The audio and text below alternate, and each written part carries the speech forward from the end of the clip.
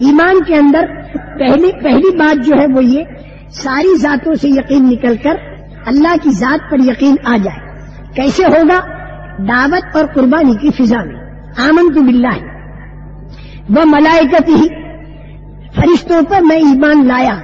فرشتوں پر ایمان لانے کے معنی یہ ہے کہ جتنا ظاہری نظام دنیا کا ہے، ملک کا، مال کا، گھروں کا، کاروبار کا، ایٹمیات کا، یہ جتنا ظاہری نظام ہے اس سے یقین ہمارا ہٹے اور اللہ کا جو چھپا ہوا نظام ہے فرشتوں والا غیبی، اس پر ہمارا یقین آئے.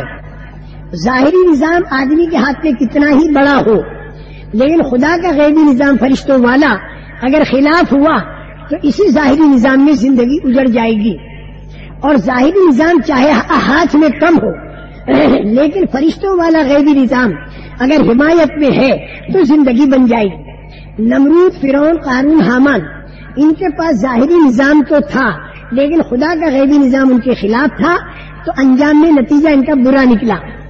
اور حضرت لوط علیہ السلام، ابراہیم علیہ السلام، دیگر انبیاء ان کے ماننے والے، ان کے پاس عام طور سے ظاہری نظام تو بہت کم تھا لیکن خدا کا غیبی نظام حمایت میں آ گیا تو ان کی زندگی بن گئی. والیوم الآخر والقدر خیرہ وشرہ من اللہ تعالی، انسان کے اوپر تکلیف والے حالات، راحتوں والے حالات جو بھی آتے ہیں وہ اللہ کی طرف سے پہلے سے طے ہیں، وہ تو آئیں گے، لیکن اس میں اپنی مرضی کا چھوڑنا اور اللہ کی مرضی پر چلنا. جو حال تکلیف والا یا راحت والا آیا وہ تو ختم ہوگا، لیکن اس حال کے اندر جو اچھا یا برا عمل کیا وہ باقی رہے گا اور اس کا اثر عالم پر بھی پڑے گا، قبر میں، حشر میں، جنت میں اور جہنم میں پڑے گا. حالات تو ختم ہوں گے اور ان حالات میں جو بھلے برے اعمال کیے وہ باقی رہیں گے. اس لیے میرے محترم دوستو، حالات نہ تو گھبرانے کی چیز نہ اترانے کی چیز. اچھے حالات پر اترانا نہیں، تکلیف والے حالات پر گھبرانا نہیں. اصل اچھے اور تکلیف والے حالات میں حکم اللہ کا پورا کر دیا تو یہ اعمال ہمیشہ باقی رہیں گے اور قیامت کے دن جنت میں لے جا کر بھی اللہ تعالیٰ جو راحتیں دیں گے وہ انہی اعمال پر دیں گے. اور اللہ یہ کہیں گے جزاء بما کنتم تعملون، وہ جو تم نے عمل کیا تھا نا یہ اس کا بدلہ. تو حال تو ختم ہو گیا، وہ عمل باقی رہ گیا اور اس کا بدلہ مل رہا. برا کام کیا تو حال تو ختم ہو گیا، برا عمل باقی رہ گیا، وہ اب سانپ اور بچھو بن کر آگ بن کر تکلیف پہنچا رہا ہے. اس لیے اچھی طرح سے سمجھ لو، والقدر خیرہ وشرہ من اللہ تعالی، انسان پر تکلیف والے اور راحتوں والے حالات جو آتے ہیں وہ بالکل اللہ کی طرف سے آتے ہیں. وہ حالات تو آئیں گے لیکن وہ حالات ختم بھی ہوں گے، لیکن ان حالات کے اندر جو اعمال بھلے یا برے کیے گئے وہ باقی رہیں گے. اس لیے حالات میں اعمال اچھے کیے جائیں. والبعث بعد الموت، اور مرنے کے بعد دوبارہ زندہ ہونا، اس کا یقین دل میں ہو. یہ تو ہے ساری ایمانیات کی لائن، بار بار بولنے سننے سے مضبوط ہوگی. مسجد نبوی کے اندر باقاعدہ ایمانیات والی لائن چلتی تھی اور خوب اس کے مذاکرے ہوتے تھے. ایک تو ایمانیات والی لائن ہے اور 4 لائنیں اعمال کی ہے. ایک تو عبادات، دوسرے اخلاقیات، تیسرے معاشرت اور چوتھے معاملات. یہ 4 لائنیں اور ہیں، عبادات، اخلاقیات، معاشرت اور معاملات. یہ 4 لائنیں اعمال کی ہیں. وہ ایمان کی جو بات عرض کی آپ کے سامنے، اس میں وہ 6-7 باتیں عرض کی آپ سے. اس ایمان کی طاقت کے بڑھنے کا طریقہ بھی بتایا. یہ جو بار بار مسجدوں کے اندر، گھروں کے اندر جتنا اللہ کو بولیں گے، اللہ کی مدد، اللہ کی پکڑ، اللہ کا قید خانہ جہنم، اللہ کے مہمان خانہ جنت، اللہ کے حساب کا دن قیامت، بار بار جتنا اس کا مذاکرہ ہوگا ایمان بڑھے گا. دوسری لائن عبادات کی ہے. عبادات کے اندر ایک تو نماز ہے 5 وقتہ، دوسرے زکوٰۃ ہے مالداروں پر، اور روزہ ہے ہر مالدار غریب پر رمضان میں، اور حج ہے مالداروں پر زندگی میں 1 مرتبہ فرض. یہ 4 عبادتیں ہیں. اس میں نماز ایک ایسی عبادت ہے جو سدا بہار ہے. ہر غریب اور مالدار پر ہے. اس نماز کے ذریعے اللہ کا تعلق بڑھتا رہے. نماز جاندار اور طاقتور ہو. عبادت کر کے اللہ سے مدد مانگی جائے. جو مسئلہ پریشان کن ہو عبادت کرے, اللہ سے مانگے. ایاک نعبد و ایاک نستعین, اے اللہ ہم تیری ہی عبادت کرتے ہیں, تجھی سے مدد مانگتے ہیں. لیکن یہ عبادت اللہ کو پسند آ جائے. کب آئے گی پسند؟ یہ عبادت اللہ کو پسند کب آئے گی؟ اور یہ نماز جاندار اور طاقتور کب بنے گی؟ جس نماز پر اللہ کی مدد آئے. آج ہمارے بہت سے مسئلے رکے ہوتے ہیں, ہم عبادت کر کے اللہ سے مدد مانگے. اللہ نے خود ہمیں سکھا دیا ایاک نعبد و ایاک نستعین. اس کے بعد میرے پروردگار ہم جو کہتے ہیں وہ تو کر دے, یہ ایاک نستعین. جو اللہ کہہ دے وہ ہم کر دے, یہ تو ہو گیا حی علی الصلاۃ اور ایاک نعبد. اور جو ہم کہہ دیں وہ اللہ کر دے, یہ ہے ایاک نستعین اور یہ ہے حی علی الفلاح. ایسا مزیدار راستہ, اللہ جو کہہ دے وہ ہم کر دیں, پھر ہم جو کہہ دیں وہ اللہ کر دے. لیکن ایک شرط کے ساتھ, ہم جو کہہ دیں وہ اللہ کرے گا جبکہ مصلحت کے مناسب ہو. اور اگر ہم نے کوئی ایسی بات کہہ دی کہ مصلحت کچھ اور ہے تو اللہ تعالیٰ کریں گے وہی جو مصلحت.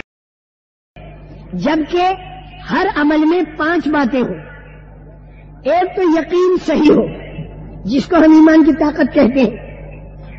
دوسرے جذبہ صحیح ہو, نماز پڑھے یا کوئی بھی عمل اچھا کرے جذبہ صحیح ہو. کیا مطلب؟ جو قیمت اللہ نے بتائی اس عمل پر, اس قیمت اور اللہ کے وعدے پر یقین کر کے, اللہ کے وعدے کی امید باندھ کر آدمی شوق سے اس عمل کو کرے. یہ بات کیسے پیدا ہوگی؟ جب تعلیم کے حلقے کیے جائیں جو فضائل کی تعلیم ہے. تیسری بات یہ کہ طریقہ صحیح ہو, نماز کا بھی اور دوسرے اعمال کا طریقہ صحیح. طریقہ صحیح کب بنے گا؟ جب رسول اکرم صلی اللہ علیہ وسلم کے طریقے پر وہ عمل ہو. یہ ہمیں معلوم کیسے ہوگا؟ جاننے والوں سے پوچھ کر. جاننے والوں سے مسائل کو پوچھ کر ہمیں نماز کو پڑھنا چاہیے اور ہمیں دوسرے کام بھی کرنے چاہیے. 3 باتیں. چوتھی بات یہ کہ دھیان صحیح ہونا چاہیے, یعنی اللہ کا دھیان ہو. یہ اللہ کا دھیان کب ملے گا؟ ذکر کے ذریعے, تلاوت کے ذریعے, دعاؤں کے ذریعے. جتنا ہم اس میں لگیں گے ہمیں اللہ کا دھیان ملے گا. وہ دھیان نماز کے اندر باقی رہے گا. نماز میں اللہ کا دھیان جمع تو کاروبار کریں گے تو کاروبار میں بھی اللہ کا دھیان باقی رہے گا. صحیح چل رہی کہ دیکھ لو پھر. رجال لا تلہیہم تجارت ولا بیع عن ذکر اللہ وإقام الصلاة وإيتاء الزکاة یخافون یوما تتقلب فیہ القلوب والابصار. کرتا رہا ہے تجارت, لیکن چونکہ نماز پڑھ کے آیا تو اللہ کے بڑے ہونے کا خیال ہے, اللہ اکبر کہہ کے آیا, اور اللہ کے سامنے کھڑے ہونے کا خیال ہے قیامت میں. اس لیے تجارت میں بھی اللہ کا دھیان. اور اگر اللہ کا دھیان جمانے کی مشق نہ کی تو پھر نماز میں بھی تجارت کا دھیان آئے گا, اور مشق کی تو تجارت میں بھی اللہ کا دھیان آئے گا. یہ ہے ذکر, تلاوت اور دعا کے ذریعے. چوتھی بات بتائی. 5ویں بات نیت کا صحیح ہونا, یعنی اللہ کو راضی کرنے کی نیت ہو. اخلاص کسے کہتے ہیں؟ یہ کیسے پیدا ہوگا؟ یہ پیدا ہوگا دین کا کام جان کی قربانی سے, مال کی قربانی سے, جذبات کی قربانی سے. جب دین کا کام کرے گا تو اللہ کی ذات سے امید ہے کہ اللہ پاک اخلاص کو پیدا کر دے. اخلاص کے ساتھ ایک بدکار عورت پیاسے کتے کو پانی پلاتی ہے اور جنت پہ جاتی ہے جب اس نے اللہ کی مرضی کے لیے کیا. اور خود غرضی کے لیے آدمی زندگی بھر دین کا کام کرے, شہید ہو جائے, سخی بن, تو یہ تینوں کے تینوں دوزخ میں جائیں گے. اور اللہ کی مرضی کے لیے اگر ایک بگڑی ہوئی عورت پیاسے کتے کو پانی پلائے تو اللہ کی رضامندی سے اسے اللہ کا تعلق ملا. ہو سکتا ہے پچھلی زندگی سے توبہ کر دی ہو, لیکن جنت میں جانا اس کا اللہ کے سچے نبی صلی اللہ علیہ وسلم نے اس کی خبر دی. یہ 5 چیزیں جب نماز میں آئیں گی تو نماز جاندار بنے گی. اور سارے اعمال میں جان منتقل ہوگی. طریقے کا صحیح ہونا اور نیت کا صحیح ہونا، یہ ساری چیزیں سیکھی جاتی ہے جماعتوں میں نکل کر. یہی چیزیں ہمیں سیکھنی ہیں. یہ میں نے عبادات کی لائن بتائی، اس میں نماز کی لائن بتائی. زکوٰۃ مالداروں پر فرض ہے، جہاں جہاں زکوٰۃ دینی ہے وہیں پر دے گے. روزہ رمضان کا مہینہ آئے گا، حج زندگی میں ایک مرتبہ. اچھا، اب اس کے ساتھ تین چیزیں اور رہیں: اخلاقیات، معاشرت اور معاملات. اخلاقیات کے کیا معنی؟ دوسرے آدمی کے ساتھ خیر خواہی کا معاملہ کرنا، اس سے کوئی بدلہ نہ چاہنا، بدلہ اللہ سے چاہنا، یہ اخلاق ہے. معاشرت کسے کہتے ہیں؟ ہمارا رہن سہن. معاملات کسے کہتے ہیں؟ ہمارا لین دین. لین دین ہمارا نبی کریم صلی اللہ علیہ وسلم کے طریقے پر آ جائے، ہمارا رہن سہن. پھر یہ اخلاق کا برتنا ہر ایک کے ساتھ ہوگا. ایک بات ساتھ میں اور آپ حضرات کے سامنے عرض کر دوں کہ بار بار یہ عرض کرتا رہا کہ حکم اللہ کا پورا کرنے میں اپنی ظاہری ترتیب کو آدمی آگے پیچھے کرے. ایک بات اور عرض کر دوں کہ اللہ کے جو حکم ہیں، بھائی دھیان سے سننا، اللہ کے جو حکم ہیں وہ دو طرح کے ہیں. ایک حکم تو اللہ کا وہ ہے جو قانونی حکم ہے، جس کے پورا کرنے پر بدلہ ملے گا اور چھوڑنے پر سزا ہوگی. اور ایک حکم اللہ کا ایسا ہے کہ جو اخلاقی اور انعامی حکم ہے، اگر اس کو آپ پورا کرو گے تو بہت ہی زیادہ بدلہ ملے گا، اور اگر اسے چھوڑ دو گے تو اللہ تعالیٰ عدل کا حکم کرتا ہے اور احسان کا حکم کرتا ہے. بعض احکامات کا پورا کرنا ضروری، نہ کرنے سے سزا. نماز فرض ادا کرنی چاہیے، زکوٰۃ جس پر فرض ہے ادا کرے، روزہ فرض ہے ادا کرے، اسی طرح حج جس پر فرض ہے وہ ادا کرے. اور حرام سے بچنا، حرام سے بچنا یہ قانونی حکم. فرضوں کا ادا کرنا ہے قانونی اور اخلاقی. معاملات میں اور معاشرت میں بعض قانونی حکم ہے، بعض اخلاقی حکم ہے. مثلا معاملات ہے لین دین، اس کے اندر سود، جھوٹ، دھوکہ، غبن، خیانت، ملاوٹ، اس سے بچنا یہ قانونی حکم ہے. اور اخلاقی حکم کیا ہے؟ اس سے بچتے ہوئے ہم معاملات میں جتنا لوگوں کو نفع پہنچائیں گے یہ اخلاقی حکم ہوگا. اسی طرح معاشرت، ہماری رہن سہن، ایک دوسرے کے حقوق جو اللہ نے طے کر دی وہ تو ہمیں ادا کرنے ہیں، لیکن ان حقوق کے علاوہ اخلاقی طور پر اگر لوگوں کا پیسہ گھریلو مسئلوں کے حل کرنے کے لیے جمع نہیں ہوئے.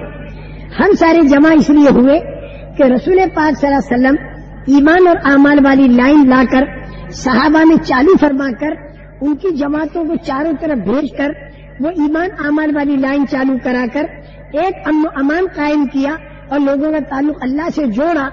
تو ہم سارے کے سارے وہ ایمان اور اعمال والی لائن کو اپنے اندر کیسے چالو کریں، گھروں کے اندر کیسے چالو کریں، اپنے علاقے میں کیسے چالو کریں، پورے ملک میں کیسے چالو کریں، پورے عالم میں کیسے چالو کریں اور صدیوں تک میں کیسے چالو کریں، اس کی فکر کے لیے ہم اور آپ یہاں جمع ہوئے.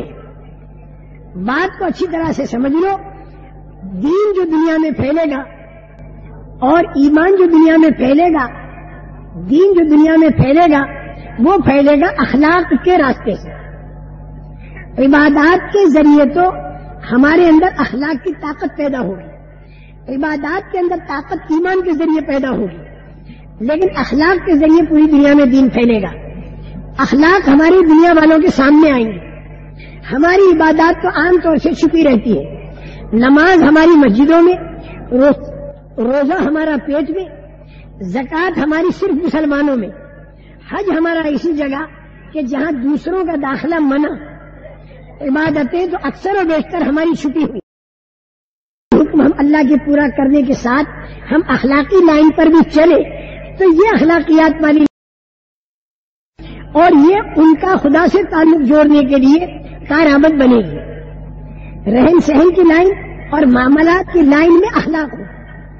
زکوٰۃ تو فرض ہے، وہ تو آدمی دینے کے لیے نکلا، غریبوں کو دیا، لیکن جب نکلا تو اس کے سامنے بہت سے حاجت. 1000 روپیہ آپ نے اپنی بیوی کو دیا وہ بیوی وہاں پر پہنچی، فون کیا نرس پر، آ گئی، اس غیر مسلم عورت کے بچہ پیدا ہو گیا، تسلی ہو گئی، بیوی آپ کے گھر آ گئی، دفتر سے شوہر آیا، نہ معلوم ہندو ہو، سکھ ہو، بحریہ ہو، کرسچن ہو، کوئی بھی ہو، اسے جب یہ معلوم ہوگا تو اس کی طبیعت پر اثر ضرور پڑے گا، آپ کے پاس آئے گا، کیوں بھائی اس میں بہت بھلا کیا آپ نے میرا، اس میں آپ سود کتنا لوگے؟ آپ نے کہہ دیا کہ سود ہمارے اللہ نے منع کیا، سود نہیں لیں گے۔ ان کا میں غریب آدمی ہوں، 50 روپیہ مہینے کو دوں تو اسے قبول کرو گے؟